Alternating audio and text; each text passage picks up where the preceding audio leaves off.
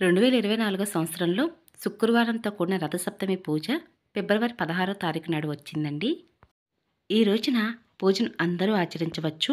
మరి రథసప్తమి పూజను చేసేటప్పుడు చాలామందికి చాలా సందేహాలే వచ్చాయండి. ప్రతి ఒక్క ప్రశ్నకి సమాధానంగా ఈరోజు వీడియోతో షేర్ చేస్తున్నాను. అందరికీ నమస్కారం అండి. అందరూ ఎలా ఉన్నారు? బాగున్నారా? నేను బాగున్నాను. మీరు ఇంకా బాగుండాలని మనస్ఫూర్తిగా కోరుకుంటున్నాను. రథసప్తమి పూజను ఎలా చేయాలి అనే విషయాన్ని నేను ముందుగానే పూజా వీడియో షేర్ చేస్తున్నానండి. మీలో ఎవరైనా మిస్ అయినట్లయితే ఒకసారి వీడియో చూడండి. రథసప్తమి పూజ ఎలా చేయాలి, ఎక్కడ చేయాలి, అతి తేలికగా పూజను ఎలా చేసుకోవచ్చు అనే విషయాన్ని చాలా చక్కగా వివరించాను. మరి ఆ పూజా వీడియోలో చాలామందికి చాలా సందేహాలే వచ్చాయండి. కాబట్టి వారందరికీ ఉన్నటువంటి ప్రశ్నలే మనలో చాలామందికి రావచ్చు.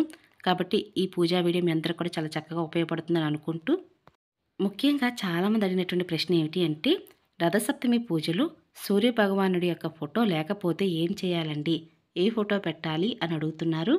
ఏ ఫోటో పెట్టనవసరం లేదండి. ఇంటి బయటికి వచ్చి తల ఎత్తి చూస్తే చాలు ప్రత్యక్ష దైవమైన సూర్యభగవానుడు మన కళ్ళ ముందే ప్రత్యక్షమే కనిపిస్తూ ఉంటారు. మీ దగ్గర సూర్యభగవాన్ స్వామి యొక్క చిత్రపటం ఉంటే చక్కగా పూజలు పెట్టుకోండి. ఒకవేళ లేదా ఇంటి ఆరు బయట సూర్యకిరణాలు పడే ప్రదేశంలోనే మీరు పూజను చక్కగా చేసుకోవచ్చు. స్వామివారు నేరుగానే మనకి ప్రత్యక్షంగా కనిపిస్తూ ఉంటారు కదండి, అందుకని అలా చెప్పాను. ఒకవేళ మీరు స్వామివారి యొక్క చిత్రపటం లేకపోతే ఏమన్నా పెట్టుకోవచ్చా అని అడిగినట్లయితే, చిక్కుడుకాయలతో రథాన్ని తయారు చేస్తాం కాబట్టి 7 చిక్కుడుకాయలతో తయారు చేసే రథాన్ని పూజలో పెట్టుకొని స్వామివారికి ప్రతీకగా మనం పూజ అనేది చేసుకోవచ్చు. లేదా మీ దగ్గర రాగి రేగితో ఉన్నటువంటి సూర్యభగవాన్ స్వామి యొక్క ఫేస్ ఉన్నట్లయితే చక్కగా పూజలు పెట్టి పూజించవచ్చు.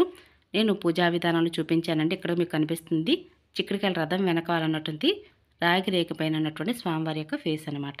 లేదా వరిపిండితో, పసుపుతో, కుంకుమతో ఈ విధంగా ఒక బొట్టు పెట్టి చుట్టూ రేసు ఉన్నట్టుగా, సూర్యకిరణాల రేసు ఉన్నట్టుగా వేసి సూర్యభగవానుడిగా భావించి పూజలు పెట్టి పూజించవచ్చు. ఆ పైన చిక్కుడుకాయల రథాన్ని పెట్టి కూడా పూజించవచ్చు. 7 గుర్రాలపైన సూర్యభగవాన్ స్వామివారు ప్రయాణిస్తూ ఉంటారు ప్రతిరోజు, మనందరికీ తెలిసిందే. కాబట్టి ఈ విధంగా పూజలు పెట్టి పూజించుకోండి, చాలా మంచిది. చిక్కుడాకు మీద కాదండి, జిల్లేడాకు పైన, తమలపాకు పైన సరే ఈ విధంగా స్వామివారి ఫేస్ ఉన్నట్లుగా చక్కగా అలంకరణ చేసి పూజలు పెట్టి పూజించవచ్చు. స్వామివారికి చాలా ఇష్టమైనది గోధుమల పైన దీపారాధన. గోధుమల దీపారాధన మీరు పూజలో పెట్టి వెలిగించినప్పుడు ఆ దీపానికి మీరు పూజ అనేది చేయవచ్చు కూడా. మరొక ప్రశ్న ఏమిటి అంటే, రథసప్తమి పూజా విధానంలో సూర్యభగవాన్ స్వామివారి యొక్క చిత్రపటం బదులుగా అంటే ఏ దేవుని ఫోటో అయినా పెట్టవచ్చు అని అడుగుతున్నారండి. ఇప్పుడు మనం రథసప్తమి పూజ చేస్తున్నప్పుడు సూర్యభగవానికి పూజ చేస్తాం కాబట్టి స్వామివారి యొక్క చిత్రపటం ఉన్నట్లయితే పూజలో పెట్టండి. లేదా నేను ముందుగా ప్రశ్నకు సమాధానం చెప్పినట్లుగా ఆ విధంగా చేయండి. మరొక ప్రశ్న ఏమిటి అంటే, పెళ్లి కాని వారి పూజను చేయవచ్చు అని అడుగుతున్నారు. చేయవచ్చండి. అలాగే చాలామంది అడుగుతున్నటువంటి ఒక ప్రశ్న అయితే ఉంది. అదేమిటి అంటే, రథసప్తమి పూజను ఇంట్లో చేయవచ్చా అని అడుగుతున్నారు. ఈ ప్రశ్నకి సమాధానం చెప్పే ముందుగా అసలు రథసప్తమి పూజను ఎక్కడ చేయాలనే విషయం ఇప్పుడు తెలుసుకుందాము. హిందువులందరికీ కూడా పండుగలు ఎక్కువేనండి. పండుగలు, పర్వదినాలు మనం ఎక్కువగా చేస్తూ ఉంటాం. ఏ పూజ అయినా చేసేటప్పుడు భగవంతుడు మన ముందు వచ్చి కూర్చుంటారా? లేదు కదా. లేదా మనకు భగవంతుడు కనపడతారా? ఆ స్వామివారి యొక్క పూజా ఫోటోను కానీ, అమ్మవారి ఫోటో కానీ పూజలు పెట్టి పూజిస్తూ ఉంటాం. మన ఇంటికే అమ్మవారు, అయ్యవారు వచ్చారని భావించి పూజలు చేస్తాం. కానీ రథసప్తమిలో ముఖ్య ఉద్దేశం ఏమిటి అంటే, ప్రత్యక్ష దైవమైన సూర్యభగవానుడు మన కళ్ళ ముందే కనిపిస్తున్నప్పుడు ఆ పూజా విధానాన్ని స్వామివారికి మనకి చెందే విధంగా ఇంటి ఆరు బయట ఎంతో పవిత్రను సంతతించుకున్న తులసమ్మ వారి వద్ద ఈ పూజా విధానాన్ని ఆచరించాలండి. మన పూర్వకాలంలో పెద్దవాళ్ళ దగ్గర నుంచి కూడా అందరూ ఈ విధంగానే పూజను ఆచరిస్తున్నారు. ఇప్పుడున్న జనరేషన్ వాళ్ళంతా కూడా ఏంటంటే, ఇంటి ఆరు బయట పూజ చేయడానికి పూజా సామాగ్రి బయటికి తీసుకువెళ్ళి అలా పూజ చేసి ఇంట్లోకి ఇవన్నీ ఎవరు తీసుకొస్తారు, మనకి ఎవరు అందిస్తారు అన్న ఒక ఉద్దేశం మీద కానీ, లేదంటే ఇప్పుడు ఫ్లాట్స్లో ఉంటున్నారండి. ఫ్లాట్స్లో ఉండడం వల్ల ఎక్కడ కూడా ప్రదేశం అనేది ఉండట్లేదు. కాబట్టి డాబా పైనకి ఎవరు ఇవి సామాన్లన్నీ మోసుకు వెళతారని కానీ, లేదా వారికి ఏమన్నా ప్లేస్ మన పూజ చేయడానికి వీలు లేనటువంటి ఇళ్ళు కూడా ఉంటాయి. కాబట్టి మరి మేము ఎక్కడ పూజ చేయాలి, ఇంట్లో పూజ చేయవచ్చు అని అడుగుతున్నారు. ప్రతిరోజు కూడా రాత్రి అయిన తర్వాత పగలు వస్తుంది. అంటే మనం నిద్రపోయిన తర్వాత ఉదయాన్నే లేస్తున్నాము అంటే వెలుతురు వస్తుంది కాబట్టి మన పూజా సమయాలు కానీ, లేదంటే పనికి వెళ్ళాల్సిన సమయం కానీ మనకు మొదలవుతుందని అర్థం. కాబట్టి ఆ వెలుతురు పడనటువంటి ప్రదేశం అంటూ ఉండదండి. ఇంటి ఆరు బయట లేదా మీ సింహద్వారం దగ్గరైనా సరే ఇలా పెట్టి పూజ అయితే చేయడానికి ప్రయత్నించండి. మరి ఏ రకంగానూ మాకు కుదరలేదండి. ఏ రోజు మా అమ్మ వాళ్ళు ఎప్పుడు కూడా ఇలా ఇంటి ఆరు బయట పూజ చేయలేదు. మేము ఇంట్లో పూజ చేయవచ్చా అంటే చేయవచ్చండి, తప్పేమీ లేదు. చక్కగా దేవుని మందిరంలో మీరు ఈ పూజను ఆచరించవచ్చు. ఎక్కువ మంది ప్రశ్న అడిగేటప్పటికి నేను కొంచెం ఎమోషనల్ అయ్యాననే చెప్పాలి. కాబట్టి ఈ ప్రశ్నకు సమాధానం మీ అందరికీ చక్కగా అర్థమైందని అనుకుంటున్నాను. మీ అభిప్రాయం ఏమిటండి? ఇంట్లో పూజా మందిరంలో రథసప్తమి పూజను చేసుకోవాలా? లేదా తులసి కోట వద్ద ఈ పూజను చేయవచ్చా లేదా అనే విషయాన్ని కింద కామెంట్ సెక్షన్‌లో కామెంట్ చేయండి. మరొక ప్రశ్న, తులసి కోట ఆనవాయితీ లేనప్పుడు రథసప్తమి పూజను ఎక్కడ చేయాలి అని అడుగుతున్నారు. తులసి కోట వద్ద ఎందుకు పూజ చేయమన్నాము అంటే, మనం ఎప్పుడూ కూడా పరమ పవిత్రంగా భావిస్తూ తులసి అమ్మవారిని ప్రతిరోజు కూడా ప్రతినిత్యము నీరుని పోసి నమస్కారం చేస్తూ ఉంటాము.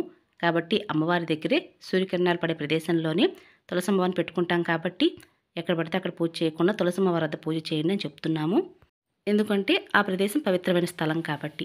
ఇక తులసి కోట ఆనవాయితీ లేని వారు ఏం చేయాలి అంటే, మీరు ఇంటి ఆరు బయట సూర్యకిరణాలు పడే ప్రదేశంలో డాబా పైన బాల్కనీలో ఎక్కడైనా సరే, ఎక్కడైతే పూజ చేస్తున్నారో ఆ ప్రదేశాన్ని ముందుగా నీటితో కడిగి ఆవు పేడతో కానీ పసుపుతో కానీ అలికి ఒక పీఠాన్ని పెట్టుకొని అక్కడే మీరు స్వామివారి చిత్రపటం పెట్టి పూజ అనేది చేయవచ్చు.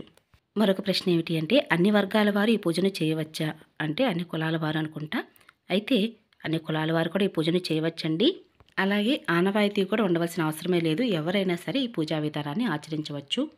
మరొక ప్రశ్న ఏమిటి అంటే, రథసప్తమి పూజా విధానము ఉదయం చేయాలా సాయంత్రం చేయాలని అడుగుతున్నారండి. అంటే మన హిందూ ధర్మ ప్రకారము ఎప్పుడూ కూడా ఉదయం అంటే బ్రహ్మముహూర్తంలోనే పూజ చేయండి, చాలా మంచిది. అప్పుడైతే మనం పూజ చేసుకోవడానికి వీలుగా ప్రశాంతంగా ఉంటుందని చెప్తూ ఉంటాము. కానీ రథసప్తమి పూజా విధానం మాత్రం ఉదయమే పూజ చేయాలండి. కానీ సూర్యకిరణాలు వచ్చిన తర్వాత పూజను మొదలుపెట్టుకోవాలి. అప్పటి వరకు పూజా సామాగ్రి కానీ పూజకు కావాల్సిన అన్నీ కూడా ముందుగానే సమకూర్చుకొని సూర్యకిరణాలు వచ్చిన వేళ 7 గంటలు 8, 9 ఇలా ఈ సమయాల్లో మీరు పూజనైతే చేయవచ్చు. అలాగే చాలామంది కూడా రథసప్తమి పూజా విధానం ఇంటి ఆరు బయట పూజ చేయాలని చెప్తున్నారు కదా. మరి అక్కడే ఆవు పేడకలతో దాలిని ఏర్పాటు చేసి పరమన్నాన్ని వండాలి అని అంటున్నారు. దాలిని ఎలా ఏర్పాటు చేయాలనే విషయాన్ని నేను ముందుగానే వీడియో పోస్ట్ చేస్తున్నానండి. మీకు లింక్ డిస్క్రిప్షన్లో ప్రొవైడ్ చేస్తాను, ఒకసారి చూడండి. మరి అందరికీ కూడా ఇలా దాలిని ఏర్పాటు చేసి పరమన్నం వండడం అందరికీ కుదరకపోవచ్చు కదండి. మరి ఇంట్లోని స్టవ్ మీదే మీరు పరమన్నాన్ని వండవచ్చు.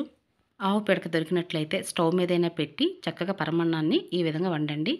మరొక ప్రశ్న ఏమిటి అంటే, మాఘమాసంలో మాఘ స్నానానికి చాలా విశిష్టత ఉంది. మరి అందరికీ కూడా ప్రతి ఒక్కరికి ఇలా నది దగ్గరికి వెళ్ళి స్నానం చేయడం కుదరదు కాబట్టి ఇంటి వద్దనే జిల్లేడాకులు, రేగి ఆకులు లేదా రేగి పండ్లు, చిక్కుడు ఆకులని తల మీద భుజాల మీద పెట్టుకొని తలస్నానం ఈ మాఘమాసంలో చేయాలండి. మాఘమాసం అంతా కూడా ప్రతిరోజు ఈ విధంగా స్నానం ఆచరించడం అనేది కుదరచ్చు, కుదరకపోవచ్చు. కనీసం రథసప్తమి వేళైనా సరే ఉదయం వేళ ఈ విధంగా రథసప్తమి స్నానాన్ని చేయవలసి ఉంటుంది. ఇలా ఎందుకు మాఘస్నానం ఆచరించాలి అంటే, సూర్యభగవాన్ స్వామివారు ఆరోగ్య ప్రదాత కాబట్టి మనకి ఎటువంటి కూడా అనారోగ్యాలు దరి చేరకుండా ఆరోగ్యాన్ని ప్రసాదించే భగవంతుణ్ణి ఈ రోజున మాఘస్నానం ఆచరించి దేహం దారుఢ్యంగా అంటే దృఢంగా ఉండేలాగా చేస్తారు. మాఘస్నానం ఆచరించేటప్పుడు కూడా ఒక మంత్రం ఉందండి. ఆ మంత్రాన్ని చదువుతూ స్నానం అనేది ఆచరించవలసి ఉంటుంది. ఒకవేళ మంత్రం చదవడం రానట్లయితే ఓం నమో సూర్యదేవాయ నమః అనుకుంటూ స్నానాన్ని ఆచరించండి. మరొక ప్రశ్న ఏమిటి అంటే, సూర్యభగవాన్ స్వామివారికి గోధుమల దీపారాధన అంటే చాలా ఇష్టం కదండి. మరి ఒకవేళ గోధుమలు దొరకనట్లయితే ఏం చేయాలి అని అడుగుతున్నారు. చాలా వరకు మనకి మార్కెట్లో గోధుమలు అనేది అవైలబుల్గా దొరుకుతాయండి. కాబట్టి ముందుగానే తెచ్చిపెట్టుకున్నట్లయితే పూజ చేసేటప్పుడు మీకు ఏ వస్తువు కూడా మర్చిపోకుండా ఉంటుందన్నట్లుగా నేను రథసప్తమి పూజ కోసం చేసుకోవాల్సిన ఏర్పాట్లు ఏమిటి అంటే పూజా సామాగ్రి గురించి నేను ముందుగానే వీడియో పోస్ట్ చేస్తున్నానండి. రథసప్తమి పూజా విధానంలో గోధుమల దీపారాధనకి చాలా విశిష్టత ఉంది.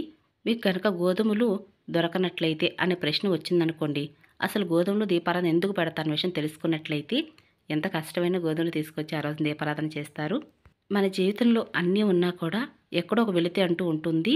అదేమిటి అంటే జాతక రీత్యా, గ్రహదోషాల రీత్యా వాటన్నిటి వల్ల మనం వెనకబడిపోతూ ఉంటాము. అవన్నీ కూడా జాతక దోషాలు తొలగిపోవాలన్నా అలాగే గ్రహదోషాలు తొలగిపోవాలన్నా కూడా ఇలా గోధుమలపై దీపారాధన చేస్తే చాలా మంచిది. ఎందుకు రథసప్తమి వేళ గోధుమల దీపారాధన చేయాలి అంటే, సూర్యభగవాన్ స్వామివారు నవగ్రహాలలో రవి అంటే సూర్యుడు అనమాట. రవి అనేది ఒక గ్రహం కాబట్టి ఆ గ్రహానికి సంబంధించినటువంటి జాతక దోషాలు కానీ అలాగే గ్రహ దోషాలు కానీ ఉన్నట్లయితే అవన్నీ కూడా ఇలా సంవత్సరానికి ఒకసారి రథసప్తమి వేళ గోధుమల దీపారాధన చేయటం వల్ల, లేదా ఈరోజు పూజ చేయడం కుదరకపోతే మాఘమాసంలో ఏదైనా ఒక ఆదివారం వేళ మాఘపు ఆదివారాలలో ఈ రథసప్తమి పూజను చేసి ఆ రోజైన గోధుమల దీపారాధన వెలిగించవచ్చు. అలాగే రథసప్తమి పూజా విధానంలో 7 అనే సంఖ్య ఎక్కువగా వినపడుతుందండి. అంటే 7 జిల్లేడాకులపైన గోధుమల దీపారాధన చేయడం, 7 చిక్కుడుకాయలతో రథాన్ని తయారు చేయటం, అలాగే 7 చిక్కుడాకులపైన పరమన్నం పెట్టి స్వామివారికి నైవేద్యంగా పెడుతూ ఉంటాం. మరి 7 చిక్కుడాకులపైన పెట్టినటువంటి నైవేద్యం ఏం చేయాలి అని అడుగుతున్నారండి. 7 చిక్కుడాకుల్లో పెట్టినటువంటి నైవేద్యం ఏం చేయాలి అంటే, మీరు పూజా విధానంలో దాలిని ఏర్పాటు చేసినట్లయితే దాలి పూర్తిగా వెలిగిన తర్వాత బూడిదిగా ఉన్నటువంటి రూపంలో ఉన్నప్పుడు 3 చిక్కుడాకుల్లో పరమన్నాన్ని తిరిగి బోర్లా వేసి మీరు ఆ దాలికి సమర్పించాలండి. ఎందుకు అంటే బ్రహ్మ విష్ణు మహేశ్వరులకు ప్రతీకగా ఈ నైవేద్యాన్ని సమర్పిస్తారు. ఒకవేళ దాలిని ఏర్పాటు చేయలేదు, మరి ఈ చిక్కుడాకులపైన ఉన్నటువంటి నైవేద్యాన్ని అసలు ఏం చేయాలి అంటే, ఇంట్లో వారు చక్కగా ప్రసాదంగా తీసుకోవచ్చండి పూజానంతరము. అలాగే మీ ఇంటి పక్కన చిన్నపిల్లలు ఉంటే చిన్నపిల్లలకైనా సరే నైవేద్యాన్ని ప్రసాదంగా పెట్టవచ్చు. 2024 సంవత్సరంలో మనకి శుక్రవారం నాడు రథసప్తమి పూజ వచ్చిందండి. కాబట్టి ఈ పండుగను మన రథసప్తమి రోజున సపరేట్గా పీఠం పెట్టి పూజ చేస్తాము. మరి ఈ పీఠాన్ని ఎప్పుడు కదపాలి అంటే శుక్రవారం వేళ కాబట్టి ఈ రోజున పీఠాన్ని కదపము. మరుసటి రోజు శనివారం వేళ పూజాపీఠాన్ని ఉదయం కూడా దీపారాధన చేసి దీపం ఉండగానే స్వామివారి యొక్క చిత్రపటం పట్టుకొని యథాస్థానం ప్రతిగచ్చతి యథాస్థానం ప్రవేశ్యామి అని చెప్పుకొని పూజాపీఠాన్ని కదపవలసి ఉంటుంది. రథసప్తమి పూజలో మీకున్నటువంటి సందేహాలన్నీ కూడా సమాధానాలు దొరికాయని అనుకుంటున్నానండి. ఇక ఇదేనండి ఈరోజు వీడియో మీ అందరికి నచ్చిందని అనుకుంటున్నాను. నచ్చినట్లయితే మీ ఫ్రెండ్స్కి రిలేటివ్స్కి ఫార్వర్డ్ చేయండి. అలాగే లైక్ చేసి షేర్ చేసి కామెంట్ ఇవ్వండి. మరొక మంచి పూజా విధానంతో మళ్ళీ కలుసుకుంటానండి. ఇక అప్పటి వరకు నమస్కారం అండి.